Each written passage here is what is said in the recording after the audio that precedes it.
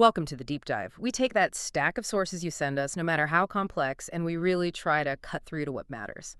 And today, wow, we've got quite the tour ahead of us. We're looking at global value, but through some really different lenses. We're talking major trade negotiations, alleged war crimes happening basically off the grid, exiled entrepreneurs building new ecosystems, and yeah, even the market price of a solid gold toilet that got stolen. So our mission, find the core insights, the surprising links, and those aha moments for you. Exactly.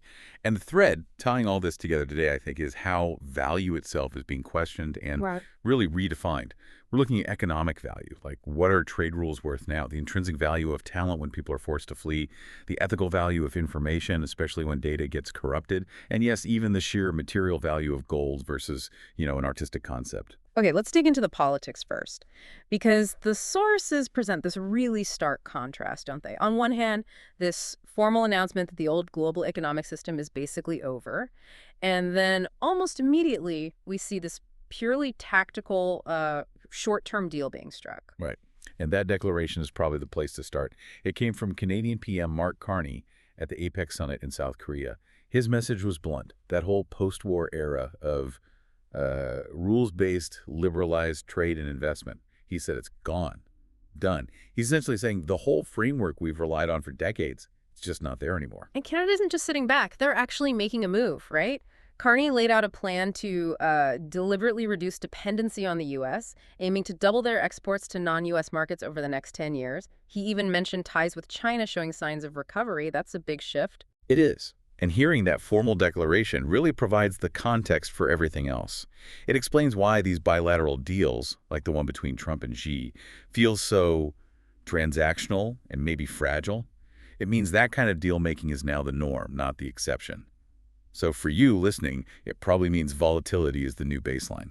Okay, so if volatility is the baseline, that U.S.-China agreement, is it really a truce? Or just like hitting pause? Trump lowered tariffs on Chinese goods from, what, 57% down to 47%? I mean, that's still really high. Oh, absolutely. It was purely transactional. A swap of immediate political needs, really. The key thing the U.S. got for that tariff reduction was Xi committing to try and curb fentanyl flows into the U.S. That was a huge domestic priority. Right. And China got things they needed too. They did. They agreed to start buying U.S. soybeans again, which helps American farmers. And crucially, they eased up on limits for rare earth exports. Those are vital for U.S. military tech. In return, the U.S. scaled back some other export restrictions. But it's only a one-year deal, the sources say. Very tactical. Very. And what's fascinating is how this deal was wrapped in so much pageantry and personality-driven diplomacy during Trump's Asia trip. The sources really highlight this.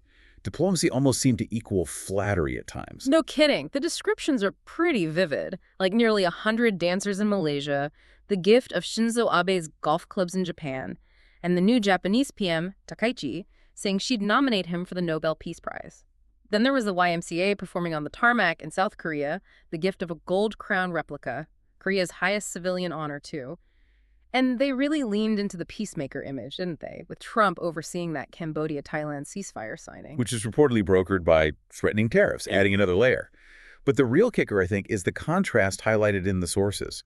Trump makes these deals overseas and then flies back to Washington where the federal government is still shut down. Federal workers aren't getting paid. Programs like SNAP are running out of money. Yeah, and his response to that gridlock, musings on Truth Social about using the nuclear option to kill the Senate filibuster, which, for listeners maybe less familiar, basically means trying to pass a funding bill with just a simple Republican majority. No need for compromise.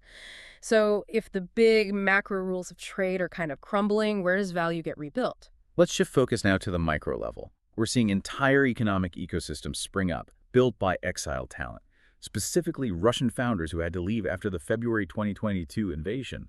They're defining their own rules now. Yeah, and this isn't entirely new, but the invasion massively accelerated a trend that started years ago. Think Revolut, Telegram founders leaving earlier, but the scale now. The data shows it's mostly young, educated people from digitalized cities. And highly skilled, over 60% reported incomes above the EU average. That's over $3,500 a month. So Russia's loss is definitely creating opportunities elsewhere. Some are hitting it big pretty quickly, like Nebius, right? Yeah. Spun off from Yandex, Russia's Google, and now is trading on the NASDAQ. Exactly.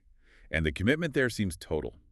Nebius' founder, Arkady Veloz, didn't just leave. He publicly denounced the war. Mm. and then sold off his Russian assets in a massive $5.4 billion deal. A huge discount, apparently. That's the biggest corporate exit since the war started. But it's not all smooth sailing for everyone, is it? A lot of these founders are hitting major operational hurdles. Definitely.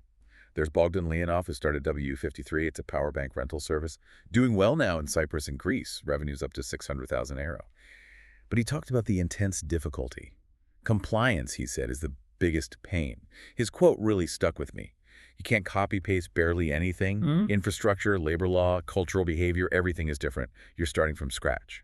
And it's not just tech. We see examples like Maxim Satanovsky, who launched a frozen dumpling factory, Dawaj, in Dresden, Germany. It's across the board. Right. But what's really compelling, I think, is how they're building more than just businesses. They're creating whole cultural and intellectual spaces. Like Babel Books in Berlin, a tiny bookstore, 42 square meters near the old wall, becoming this hub for Russian speakers in exile. Yeah, and its main supplier, Freedom Letters. It's now one of the fastest-growing Russian publishing houses, but entirely in exile. Their motto says it all. Books that are no longer possible in Russia. And think about the logistics needed just to operate layout done in Latvia, authors maybe in Germany or Ukraine, proofreaders scattered across Europe, all to avoid the Kremlin. That's preserving intellectual value under duress. Oh. That idea of preserving intellectual value leads us, maybe surprisingly, to one of the most, frankly, disturbing findings in this source stack. It's about what happens when even our most advanced technology, our AI, consumes low-quality information, this concept of digital brain rot. It's a really striking preprint study. They looked at sophisticated large language models, LLMs, like Meta's Llama 3 and Alibaba's Quinn, and they found that when these models were trained on huge amounts of low-quality data, specifically defined as like short, viral, sensationalist social media posts, their performance just tanked. We all know that phrase, garbage in, garbage out, with AI. But this seems more fundamental. It really does. The mechanism they identified wasn't just about spitting out wrong facts. The models actually started, well, forgetting how to reason.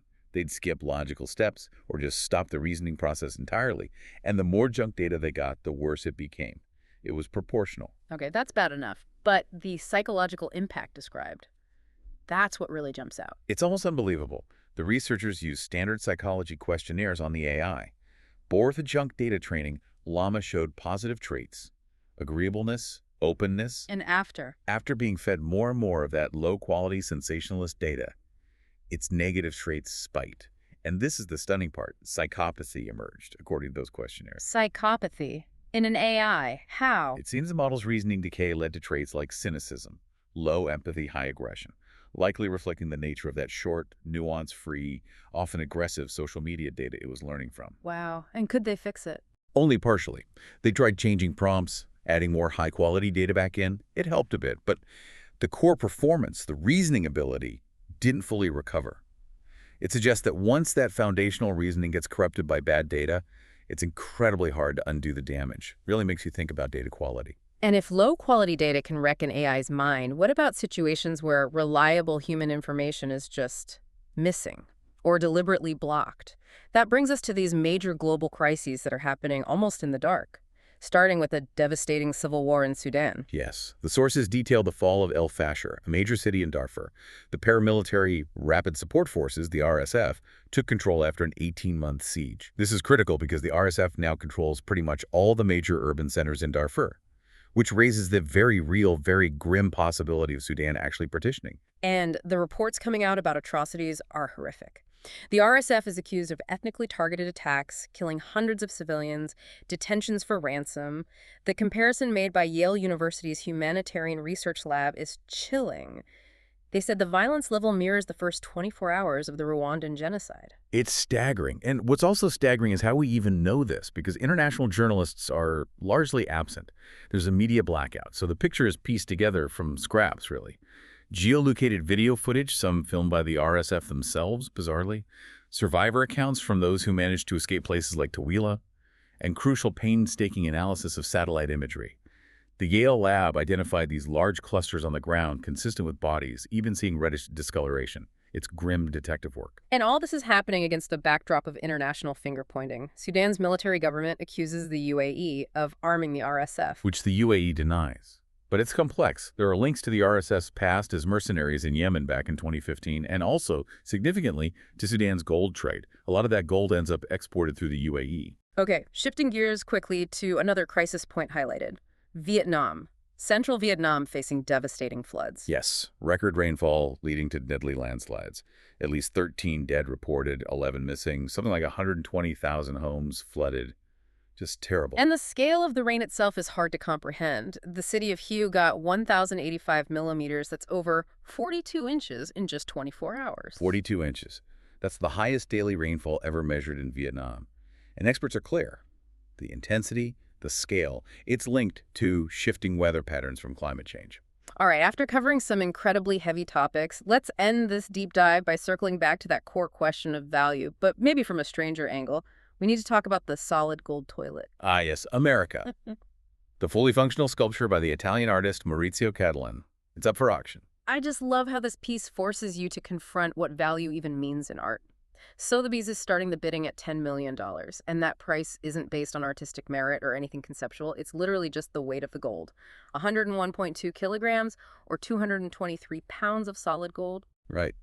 And the artist's intention was pure satire, wasn't it? Mocking extreme wealth. Cattelan had that great quote about how whether you eat a $200 meal or a $2 hot dog, the results are the same, toilet-wise. It's a great leveler. The story behind the specific toilet is almost part of the artwork now, too. There were two made, apparently. Two versions. The really famous one was displayed at the Guggenheim Museum in New York, and people queued for hours, 100,000 visitors, just to use it. And then it got stolen from Blenheim Palace in the UK back in 2019. Exactly. Two guys went to jail, but the toilet itself, never found. Everyone assumes it was melted down almost immediately for the gold. Which, in a way, kind of proves Cattelan's point about raw material value versus concept, doesn't it? It really does. It's the perfect, maybe tragic life cycle for that piece. Conceived as satire, became a public spectacle, got stolen, and likely ended up as just gold. It's the total opposite of his other famous piece, right? Right. The banana duct tape to a wall that sold for millions, that had zero intrinsic value, only concept. This toilet has immense intrinsic material value. So the question of value is right there, unavoidable. Especially now, when we've just talked about economic rules being declared dead and digital information value potentially collapsing. Suddenly, raw, physical gold seems like this ancient, maybe stable form of value again. It's quite a contrast. It is. And just a final note from the source for anyone getting ideas. While this version will be displayed at Sotheby's, apparently in its own little restroom setting, visitors can only look this time. No fleshing allowed. #JackTagOutro. Well, we've certainly covered a lot of ground today, tracing how value seems to be shifting under our feet. Definitely. We've seen economic systems being torn down and rebuilt by necessity, geopolitical norms just declared obsolete. The very real human cost of conflict and climate events often hidden from view. And even the strange ways technology itself can degrade if we're not careful about what we feed it. And for you listening, trying to make sense of it all, whether you're navigating complex international markets or just trying to stay informed, the challenge seems to be separating that valuable signal from the overwhelming noise. Which leads us to our final thought for you today. We learned that training AI on low-quality, high-emotion social media data can cause brain rot and even induce psychopathic traits in the models.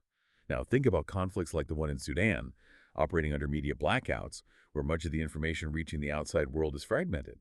Emotionally charged footage or remote data like satellite images often spread via social media. So the question is, when we humans consume this kind of limited, high-impact, often unverified information about complex crises, do we risk a kind of societal brain rot? A collective degradation of nuance and reason, similar to what we saw in the AI? What quality checks, what practical filters do you apply to your own information intake, especially when the source is deliberately obscured or the content is designed to provoke strong emotion? Something to consider.